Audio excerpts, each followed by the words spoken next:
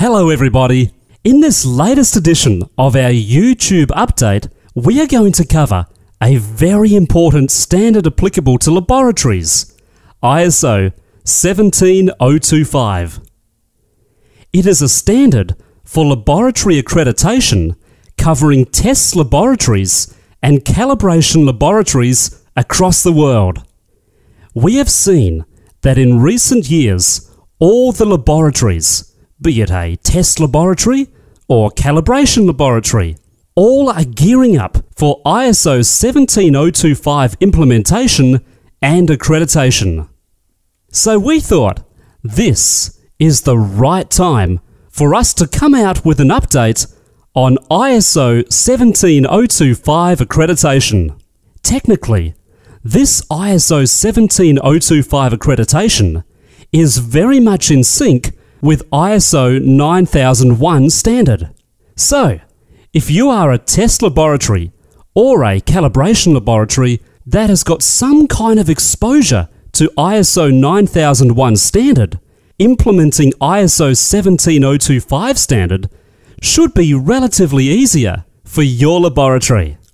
So, let's briefly try to understand. 1. What is ISO 17025 standard? 2. What are the benefits for test laboratory or calibration laboratory from ISO 17025 accreditation? 3. What are the requirements of ISO 17025 standard? 4. What is implementation methodology?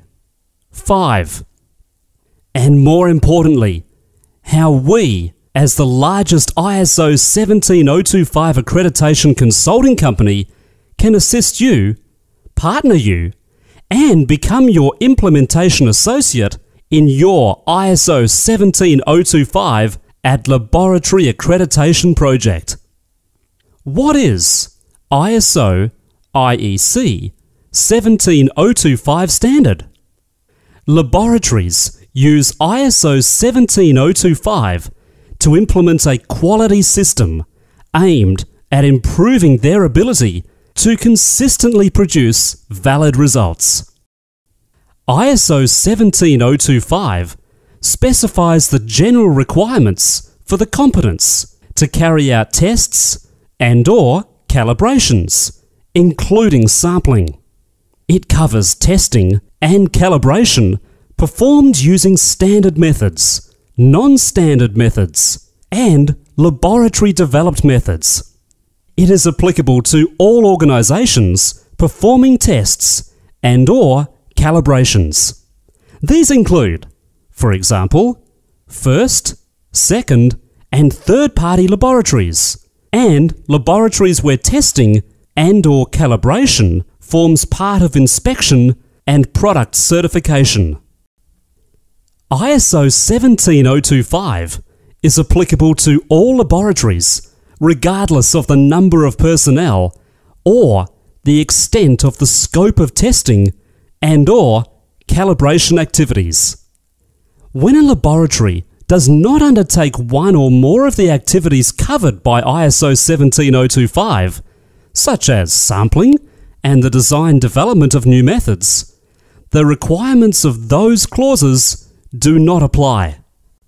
ISO 17025 is for use by laboratories in developing their management system for quality, administrative, and technical operations. Laboratory customers, regulatory authorities, and accreditation bodies may also use it in confirming or recognizing the competence of laboratories. What are the benefits for test laboratory or calibration laboratory from ISO 17025 accreditation? 1. National and international recognition. 2. Recognizes the technical competence of laboratory staff. 3. Assures the client that results are technically valid. 4. Provides comparability in measurements. 5. Decision makers can rely on the test result. 6. Improves staff motivation. 7. Ensures better support in the event of a legal challenge. 8. Assists in the development of new programs. 9. Reduces technical barriers in trade. 10. Saves money by getting it right the first time. What are the requirements of ISO 17025 standard? There are two main clauses in ISO IEC 17025, management requirements and technical requirements. Management requirements are related to the operation and effectiveness of the quality management system within the laboratory, and this clause has similar requirements to ISO 9001. Technical requirements address the competence of staff, testing methodology, equipment and quality, and reporting of test and calibration results. Management requirements. Management requirements covers the specifications and compliances with respect to organisation, quality system, document control, review of requests, tenders and contracts, subcontracting of tests and calibrations, purchasing services and supplies, service to client, complaints, control of non-conforming testing and/or calibration work, corrective action, preventive action, control of records, internal audits, management reviews. Technical requirements. Technical requirements covers the specifications and compliances with respect to personnel, accommodation and environmental conditions, test and calibration methods and method validation, equipment, measurement traceability, sampling, handling of test and calibration items, assuring the quality of test and calibration results, reporting the results. ISO 17025 requirements in detail. Now, let us discuss clause-by-clause requirements of ISO 17025 standard. 4.0 Management Requirements. 4.1 Organisation. Laboratory must be legally identifiable. Identify and eliminate potential conflicts of interest within the overall organisation. Identify and eliminate departures from the quality system. Protect confidential and proprietary information. Avoid activities that would diminish confidence in the laboratory. Define the organisation of the laboratory and the interrelationships within the laboratory. Have technically competent management. Appoint a quality manager for the laboratory. Appoint deputies for key managerial personnel. 4.2 Quality System. Establish a quality system and document all policies, systems, procedures and instructions. Create a quality manual to include a quality policy statement, management commitment to good professional practice, standards of service, objectives, personnel requirements, management commitment to comply with ISO 17025, structure of documentation, management roles and responsibilities. Ensure records are kept of all activities supporting your quality system. 4.3 Document control. Write procedures, SOPs, work instructions, guidelines that are important to plan, execute and control test calibration activities. Control all procedures and identify and track all documents.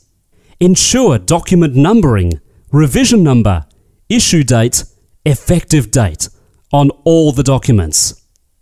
Create and maintain a master list of documents. Ensure that only authorized documents are in use.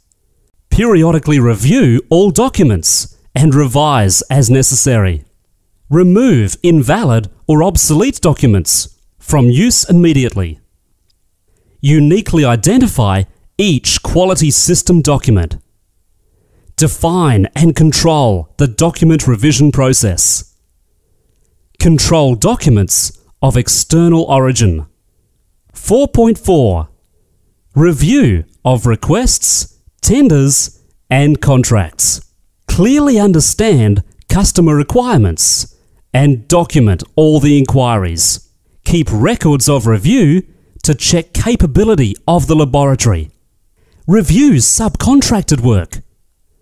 Notify customer of any deviations from the contract.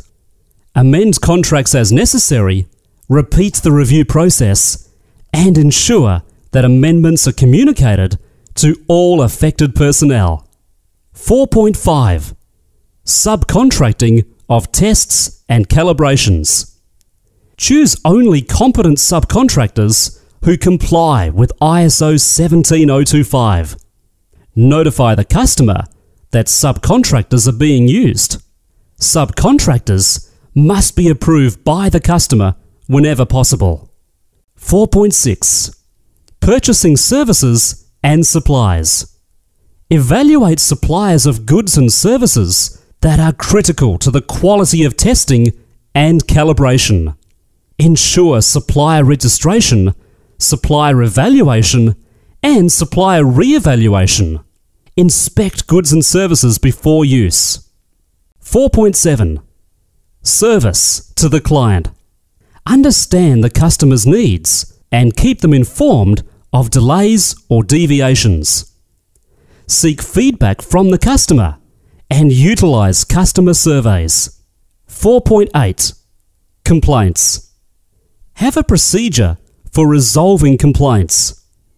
Record all complaints and actions taken. 4.9. Control of non-conforming testing calibration work. Assign responsibility and authority for handling non-conforming work. Evaluate the significance of the non-conformity. Take corrective action. Notify the customer of non-conforming work. 4.10. Corrective action. Find the root cause of all non-conforming work produced by the laboratory. Select and implement the action most likely to eliminate the cause of the problem. Corrective action should be appropriate to the magnitude and risk of the problem. Monitor the progress of the corrective action to ensure effectiveness.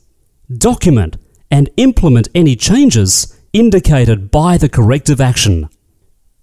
Schedule an audit of the laboratory if the non-conformity brings laboratory integrity into question. 4.11. Preventive action. Identify needed improvements and potential non-conformities. Plan preventive action. Ensure effectiveness of the preventive action. 4.12. Control of records. Keep records of the quality system and of technical activity. Store the records suitably. Establish retention times. Keep complete records of calibration results made at the time of the tests. Mistakes in recording results will be crossed out and initialed, but not erased. 4.13. Internal audits. Audit the laboratory's activities at least annually. Auditors should be independent of the audited facility. Take timely corrective action if problems are found. Follow up on corrective action to ensure its effectiveness. 4.14. Management reviews. Laboratory executive management will periodically review the laboratory's quality system and activity. Maintain records like MRM agenda, MRM minutes, and MRM Action Plan. 5.0 Technical Requirements. 5.1 General. Many factors contribute to the correctness and reliability of tests and/or calibrations. The laboratory must account for these factors. 5.2 Personnel. Only competent, qualified personnel can execute procedures. Formulate goals for the education, training, and skills of personnel. Identify training needs and provide training. Keep records of authorization, competence, qualifications, training, and experience of personnel. Maintain job descriptions for all personnel involved in tests or calibrations. 5.3 Accommodation and environmental conditions. Provide proper power, lighting, and environment to facilitate work. Maintain the specified environment for testing. Prevent cross-contamination by incompatible activities. Control the access to testing areas. Ensure good housekeeping. 5.4 Test and calibration methods and method validation. 5.4.1 General. Use appropriate test and calibration methods. Estimate the uncertainty of measurement where appropriate. Keep instructions for the use of all equipment up to date and readily available. Deviation from established methods shall be documented and justified. 5.4.2 Selection of methods. Use validated test methods that are suitable for the task and which meet the needs of the customer. Methods published in international standards are preferred. Laboratory-developed methods may be used if they are validated. 5.4.3 Laboratory-developed methods. The introduction of laboratory-developed methods will be planned and effective communication will be ensured. 5.4.4 Non-standard methods. Non-standard methods will be approved by the customer and appropriately validated before use. 5.4.5 Validation of methods. Validation requires objective evidence that the selected method meets the requirements. All test and calibration methods must be validated. Record the results of validation and the procedure used for validation. The range and accuracy of values obtainable from validated methods shall be relevant to the customer's needs. 5.4.6 Estimation of uncertainty of measurement. Calibration and testing laboratories will estimate the uncertainty of all measurements. Where rigorous uncertainty analysis cannot be done, all relevant uncertainty components will be identified and a reasonable estimation of their magnitude will be made. Uncertainty estimates can be obtained in one of two ways. 1. Type A. Uncertainty estimates are obtained by the statistical analysis of data. For example, repeatability may be estimated as the standard deviation of a set of repeated measurements. 2. Type B. Uncertainty estimates are obtained by other means, such as finding the uncertainty of a calibration result on a calibration certificate, or the uncertainty in the value of a reference material from the material certification. In some cases, uncertainty estimates can be based on one's knowledge and experience, or on the laws of physics, or from knowledge about how a measuring instrument behaves. Procedure for determining uncertainty. 1. Determine what you are measuring. 2. Determine units of measure. For example, feet, pounds, percentage, etc. 3. Obtain uncertainty of calibration standard or equipment used for the test. 4. Evaluate repeatability. 5. Evaluate resolution, readability of all instrumentation. 6. Identify and evaluate other sources of uncertainty. 7. Prepare budget documentation. 8. Evaluate reasonability of budget. 9. Determine combined standard uncertainty. 10. Determine expanded uncertainty at 95% level of confidence. 5.4.7. Control of data. Calculations and data transfers shall be systematically checked. Validate and document all software written by laboratory personnel. Protect the data generated in the laboratory. Maintain the computers to ensure the integrity of test and calibration data. 5.5. Equipment. Provide equipment that is capable of achieving the required accuracy. Calibrate equipment before use. Only authorized personnel will operate equipment. Maintain a calibration record for each piece of equipment. Protect and maintain equipment. Remove defective or questionable equipment from use. Examine the effect of having used defective or questionable equipment. Update software to reflect changes in equipment parameters or correction factors. Calibration status will be displayed on all equipment. Prevent unauthorized adjustment of equipment. 5.6. Measurement traceability. Calibrate equipment before use. All equipment must have traceability to national, international standards. Reference standards shall be calibrated by a suitable agency. 5.7. Sampling.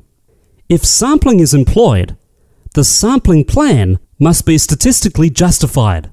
Follow procedures for sampling and record the results. 5.8. Handling of test and calibration items. Protect calibration testing items. Identify all items to prevent confusion with similar items. On receipt of an item, inspect it for damage, abnormality, and suitability for testing. Provide safe storage facilities. 5.9. Assuring quality of test and calibration results. Monitor and ensure the validity of tests or calibrations through certified reference materials, participation in interlaboratory comparisons or proficiency testing programs, and calculate Z-score. Z-score should be less than 2. Replicate tests or calibrations using the same or different methods. Retesting or recalibration of retained items. Correlation of results for different characteristics of an item. 5.10. Reporting results.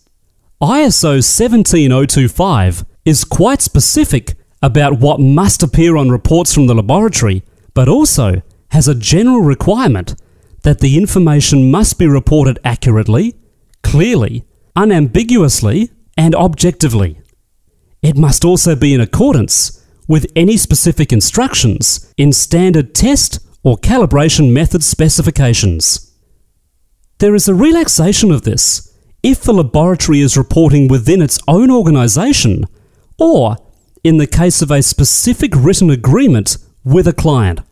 In these circumstances, the report may be abbreviated, but nonetheless, all of the information required by the normal report format must still be available within the laboratory. Normally, the written agreement with clients to report in an abbreviated format should be concluded as part of a contract review. See section 7.3. Requirements for test and calibration reports differ slightly, but the following are common factors. 1. A title, test report, calibration certificate, test certificate, and calibration report are all mentioned as appropriate terms in the standard, but there is no compulsion to use these specific terms. 2. The name and address of the laboratory and the name and address of the client. If the test or calibration was carried out on site, the location of the actual work must also appear. 3. A serial number or similar unique identification for the report, which should appear on each page together with pagination in the form page of. An alternative way of indicating the total number of pages is also permitted, provided it allows the user to be certain about whether they have a complete document. 4. The client's identification details for the samples or calibration items and the identifiers used by the laboratory, for example, sample numbers. There should also be a brief description of the items and a note of their condition. 5. The date of receipt of the items and the date or dates of testing or calibration. Strictly speaking, the date of receipt is only required when it is critical to the validity of the results.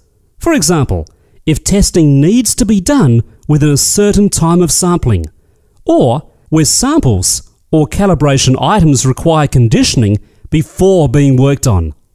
In practice, there are few occasions where the date of receipt has no relevance, so it's recommended that it be incorporated routinely. 6. Identification of the method used and any sampling plan or method which is relevant to the data. These may be a direct reference to a standard specification or may refer to a documented in-house method. In the latter case, a brief outline of the procedure, including any sampling methods, should be included. In practice, many accreditation bodies permit a generic statement indicating that the laboratory's standard procedures were used and offering the client a reference list on request. 7. A note of any deviations from a standard method and any environmental conditions which may bear upon the results. 8. The test or calibration results themselves with units. 9. The name, position, and signature or other identification of the person accepting responsibility for the report and the report's date of issue.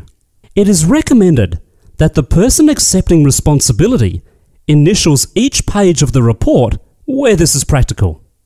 It is up to the laboratory to decide who is identified as having authority to release data, for instance, sign reports. The onus will be to satisfy assessors that the person or persons so authorised have the appropriate skills to evaluate the data. 10. Where relevant, a statement that the results only apply to the items tested or calibrated. This is generally required in the case of product testing to prevent the results being applied inappropriately in support of general product or batch certification. 11. Preferably, a statement that the report shall not be reproduced except in full without the written permission of the laboratory. 12. The uncertainty of measurement. Note that this is compulsory in calibration reports. 12. Evidence of traceability. This normally requires details of the references used and cross-reference to their calibrations. 13. Unless there is a legal requirement, calibration reports should not carry any recommendations on a recalibration interval or date, since this might be taken to imply that the calibration has a specific time validity. Now, as an organisation expert in ISO 17025 consulting, we advise all the laboratories across the world to not fear ISO 17025. It is a different standard, but it is not difficult. With expert advice from us and our expert consultancy, we'll make the process very simple and easy to implement and value-adding. So come to us, talk to us. We'll tell you what to do to accredit your laboratory as per ISO 17025, be it ISO 17025 as per NABL, as per UKAS, DAKKS, DAC, SASO, IAS, LAB, or any other national accreditation board, we are confident of our process and consulting service quality to partner your laboratory to achieve ISO 17025 standard in the most effective manner. With our global clientele base spanning across 75 countries, you are sure to get the best professional advice one can get for laboratory accreditation when you work with us. You are welcome to our office or visit us at www.iso-consultants.com or send us an email at info@iso-consultants.com to get started. Thank you very much, and we wish you luck in your ISO 17025 implementation and accreditation project.